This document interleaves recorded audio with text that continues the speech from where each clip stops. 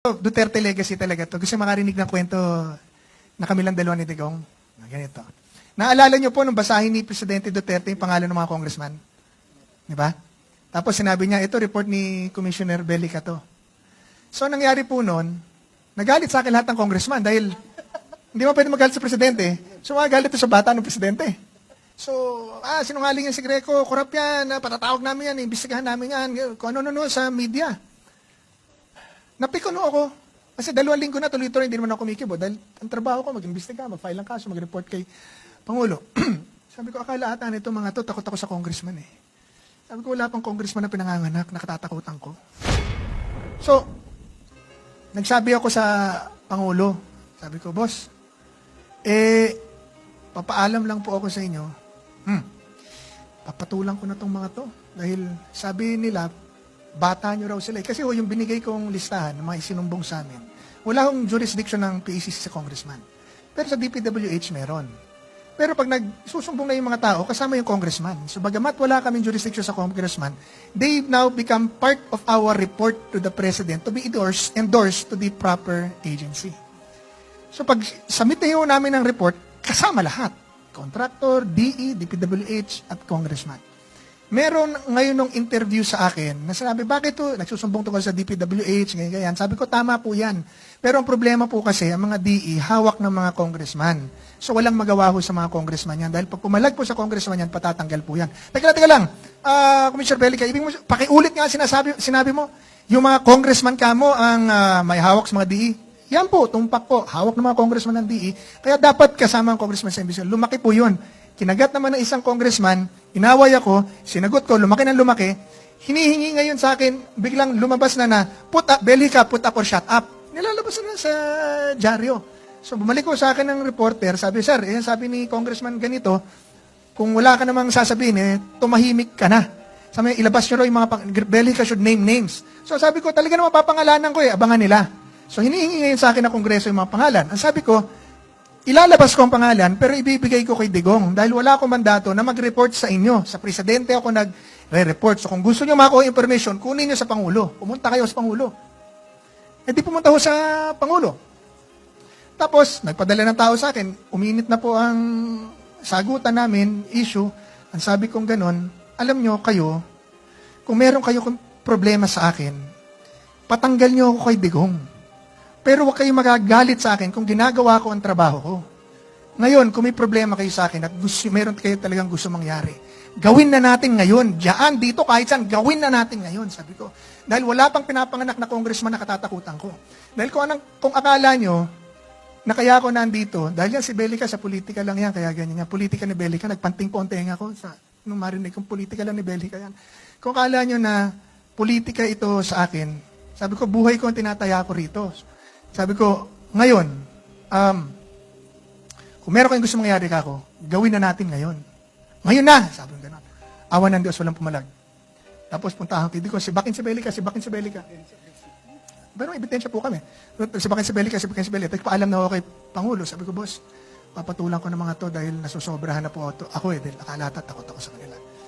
Pinatawag ako ni Digong. Wala naman pakialam si Digong sa ganyan eh.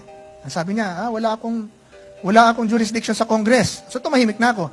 2 weeks later, pinirmahan niya yung budget. Yung pala, inaantay lang niya mapirmahan yung budget. Pagsala nung, yung report ni Greco nandyan, sabi sa mga congressman, pag nandun ang pangalan niyo, basahin ko kayo. Binasa nga. So galit na. Natawag ako ni Digong. Ba't ako pinatawag ni Digong? So doon sa music room, pinapunta ako doon. Wala akong tao. Ang forma ko kasi pag pinatawag kayo ng Pangulo noon, ang forma noon, ito upuan niya, walang mesa. Tapos nandiyan mga upuan. Yan, nandiyan. So walang mesa, siya ang bosyo. Pagdating ko ron, pasok siya, pinalabas lahat ng tao. Sekretaryo, bodyguard, lahat, media, everybody out. Tapos tandang-tanda ko po, siya ang nagsara ng pinto. Tapos, tumalikod sa akin. Sa height po ng kontrobersya nung away namin ng Kongreso, sinara niya. Tapos kumikot sa akin. Sabi ganun, You are doing great! Hindi isang approve, 2 kamay. You are doing, ginanon sa mukha ko. Di, tawa naman kami. Sino pa mga korap dyan? Sabi sa akin, ano. Sabi ko, ito pa po, tak, tak, tak, tak, tak, tak. Yung anak ko nandyan? Sabi ko, boss, wala eh. Wala nag-report eh. Boss, wala eh. PI na yan, sabi niya. Alam mo, ito sinabi niya sa akin, dalawa lang ko kami, walang tao. Mamaya sumunod na si Senator Bong. Pero nahuli si Senator Bong kasi meron siya mga inaayos sa labas. Sabi niya gano'n, alam mo, kung nandyan ang anak ko, magre-resign ako ngayon. Sabi sa akin, hindi ko, magre-resign ako. Hindi ako kumibo. Tapos, ayos siyang kwento. Tapos dumating na si Senator Bong. Tapos, sabi ni Senator Bong, boss, kaya nandito si Greco dahil nagkakainitan na sila nung ilang mga congressman. Naghahamunan na eh. Sabi niya, kasi, nung basahin mo yung listahan, binanggit mo ang pangalan niya. So, galit ngayon lahat sa kanya. Hindi na-realize ni Digong yung error. Bakit pag binabasa niya yung drug list, di naman niya sinasabi na nag-report si Bato, o yung mga general, mga colonel. Nung basahin yung corruption list, sinabi nag-report si Greco. So, galit lahat kay Greco ngayon. Yan po, kaya nandito si Greco kasi nagkakainit. So, na-realize po ni Digong yung nangyari. Ay, oo, parang gano'n ba yung, hindi ko dapat sinabi. So, gano'n ni Digong po, from his chair, lumipat sa tabi ko. Ako, tahimik lang naman ako. Ano? May problema ka? Wala po. Mali ba ginawa ko? Hindi, boss. Tama ginawa mo. Lahat ng gawin mo, tama. Lahat ng sabihin mo, tama. Basta sinabi, boss. Gawin mo na gawin. Tawa para sa akin yun. Tawa ng tawa si Digong. Itong bata ako, magaling pa sa kernel to eh. Sabi, hindi, boss. Sabi ko, hindi, boss. Ganito. Patatawag daw po ako sa Kongreso. So, anong gagawin ko? Pupunta po ba ako o hindi? Commissioner pa lang po ako noon, so undersecretary.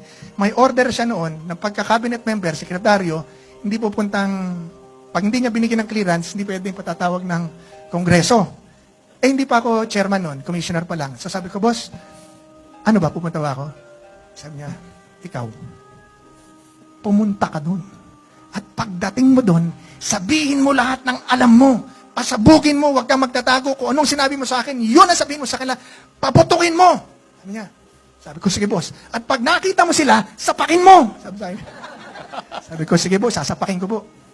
So, tanda po ako noon. Sabi ko, sasapakin ko talaga itong mga to. Dahil pag hindi ko sinapak to, sisingilin ako ni Digong. So, ito na po. Anyway, hindi ako pinatawag ng Kongreso noon dahil ayaw ni Digong. Hindi pa kalaman si Greco. Nagtatrabaho lang yan. So nakikipagkaibigan ngayon sa akin, lahat na nagmumura sa akin, nakikipagkaibigan. Hindi ko pinansin lahat, mihingi ng appointment, hindi ko binigyan lahat, busy ako, wala akong natatanggap. Hanggang pumunta ng Office of the President, humihingi ng appointment sa akin dahil gusto raw magpa-imbestiga sa akin. Wala na kami jurisdiction mag-imbestiga. Sabi ko, huwag na kayo makipag-usap sa akin dahil sumagot na lang kayo sa padadala sa inyo, kung ano man padadala sa inyo. Doon kayo magpaliwanag, wala na tayo pag-uusapan, binigay ko na lahat. Wala ko akong pinapasok, ayoko makipag-usap. Finally, ginawa nung isa, pumunta sa Office of the President. Yung Office of the President, sa kakulitan, tumawag sa akin. Under ako ng Presidente. Yung utos nila, susundin ko. Napa-oo po ako. Sabi ko, sige po. Kakausapin ko na. Pagbaba ko ho nung telepono, hindi ko na ho tinawagan, hindi ko na rin kinausap, hindi pa rin nakapasok sa akin. Ang point ko ho, noon, pati Kongreso, may takot na huli sa korupsyon. Ngayon, baliktad na po eh. Ngayon, nag-aalap PACC ng Quadcom. Pero ang meron sila na wala kami noon, sila kaya nilang magsalita sa media araw-araw, kami bawal kami noon eh. You have to finish your investigation properly, file it in the proper court, ombudsman, and submit your report to the President. And then it's the President who will decide what to do with your case. So napakaganda po nitong ginagawa nila sa Quadcom kung gagamitin po nila sa tama. Pero wala po ako nakita sa Quadcom na tinawag nilang hindi politiko. Puro politiko ang iniimbestigahan nila. Bakit hindi sila mag-imbestiga nung talagang Congress, DPWH, di ba? Bureau of Customs, BIR, yan ang tawag-tawagin nila. Huwag na yung flood control dahil damay sila ron eh. Dapat ibigay nila sa iba eh. Hindi ko naman sinasabing guilty sila, pero ibig sabihin, lumalabas sa mga investigasyon ngayon, sa mga issues ngayon, damay sila eh. Kung totoo yun or hindi, we leave it to the court.